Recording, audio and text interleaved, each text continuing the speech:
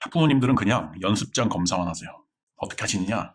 1시간에 3페이지 이상 썼는지만 검사하시고 나머지는 신경을 꺼버리세요. 이게 마법의 힘을 발휘합니다. 이게 제가 옛날에 중학교 때 전교 200등 하던 사람이거든요. 전교 400명 중에. 되게 별로였던 중학교라서, 사실은 수준이 높지 않은 중학교라서 이러면 인서를 못해요. 근데 제가 나중에 수능에서는 전국 0.03% 나왔어요. 배치표상으로 서울대 법대보다 원점수로 10점이 높았어요. 도대체 어떻게 이 기적이 가능했을까? 돌이켜보잖아요, 제가. 근데 딱 하나의 사건이 있는데 연습장 검사가 있었어. 이게 진짜 무서운 마법의 효과를 가져옵니다.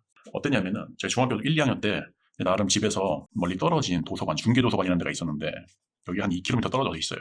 여기에 가서 나름 공부를 끼적거리다가 농구도 하고 막 이러다가 시간만 때워서 온 거죠. 그랬는데 집에 그때 부모님이 안 계셨거든요. 부모님이 일하러 나가시고. 집에 끝판왕에 한 분 계셨는데 누가 있냐면 형님이 한 분 계셨어요. 나보다 7살이 많아. 지금도 무서운 분인데 그때는 얼마나 무섭겠어요. 내가 중학생인데 형님은 대학생이야. 내가 집에 와서 이제 해맑은 표정으로 뭐 또 이제 친구랑 놀러 갈 궁리를 하거나 막 이러고 있으니까, 야 이지경 일로 와봐, 연습장 꺼내와봐 하면서 내 연습장을 딱 펼치지. 연습장에 반 페이지도 안 돼 있는 거야. 내가 공부 끼적거리다가 대충 하다 왔으니까 나한테 이렇게 물어보더라고. 몇 시간 공부했어? 그래서 내가 4시간 공부했다고 그랬어요. 그럼 4시간 공부했으면 1시간에 5페이지 이상은 해야지. 즉 20페이지 채워야지. 그러니까 어떻게 해야 되겠어? 지금 당장 가서 도서관에서 20페이지 채워야. 형님이 너무 무서워가지고 내가 울면서 도서관에 가가지고 20페이지를 채웠어요. 그걸 일주일간 반복했더니 이게 기적이 일어나더라고. 뭐냐면은 원래 중위권 이하 학생들 있잖아. 그냥 별 볼 일 없는 학생들. 사실 중상위권도 마찬가지지만 어떻게 되냐면은 공부를 대충 해요. 확실하게 하지 않고 개념을. 그러니까 효과가 없고, 그러니까 재미가 없어. 그러니까 끈질기게 하는 맛도 없고, 다시 이게 순환이 되고 하면서 영원히 이 악마의 굴레에서 벗어나지 못하는 상황이 되는 게 중위권 이하 학생들이거든요. 저도 이제 그런 학생들이었는데. 어떻게 되냐면은 아주 적은 분량이더라도 대충 하지 않고 확실하게 하니까 효과가 생기고 점수가 오른다는 얘기죠.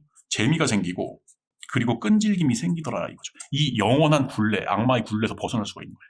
근데 여기서 이제 더 하나 추가하면 뭐냐면은 확실하게 공부하는 효과 말고도 이거 쓰는 공부를 한 3일에서 5일간 착실하게 하면 어떻게 되냐면은 그냥 쓰는 행위 하나에 흥미가 생겨요. 이게 이제 전문적으로 도파민이 발생을 해서 중독 형상이 일어나는 건데, 그래가지고 내가 공부에 특별히 흥미가 없어도 이 쓰는 행위 하나에 흥미가 생겨서 공부를 끈질기게 하는 거예요. 그래서 제가 이제 나중에 어떤 일까지 발생하냐면 그냥 항상 쓰면서 무식하게 공부를 하다 보니까, 예를 들어서 고등학교 와가지고 한국지리나 특히 영어 같은 거는 쓰면서 공부하다가 전범위를 못 나가. 그리고 그냥 시험을 보러 가는 거예요. 근데 그럼에도 불구하고 무슨 일이 발생하느냐. 100등이었던 중학교 때 성적이 고1 때 와서는 전교 38등, 고2 때는 전교 1등, 고3 때는 상위 1% 전국, 그 다음에 재수 때는 0.03%. 무조건 오르는 거예요. 항상 모든 개념을 제대로 쓰면서 확실하게 공부를 하니까.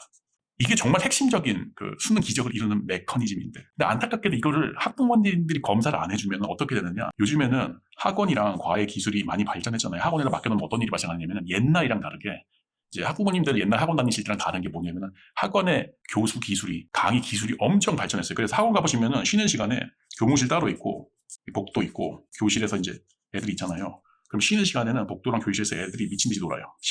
떠드는 소리가 난리도 아니야. 근데 교무실에서 공부를 엄청 하고 있어. 연구하고 있죠. 강의 연구. 이게 사교육의 현실이에요. 그러면은 쉬는 시간 끝나고 수업 시간에 뭐 하느냐? 선생님들이 교실에 가가지고 애들이 손끝 하나 움직이지 않고도 이해할 수 있는 쉬운 공부를 시켜줘.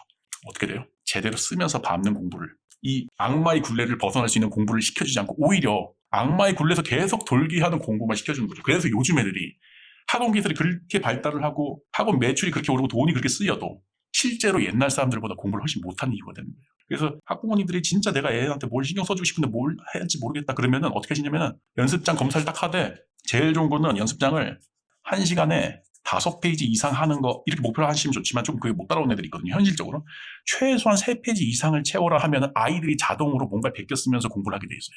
그게 누적이 되면 될수록 무조건 기적에 이르는 가장 큰 지름길이 된다. 이것이 결론입니다.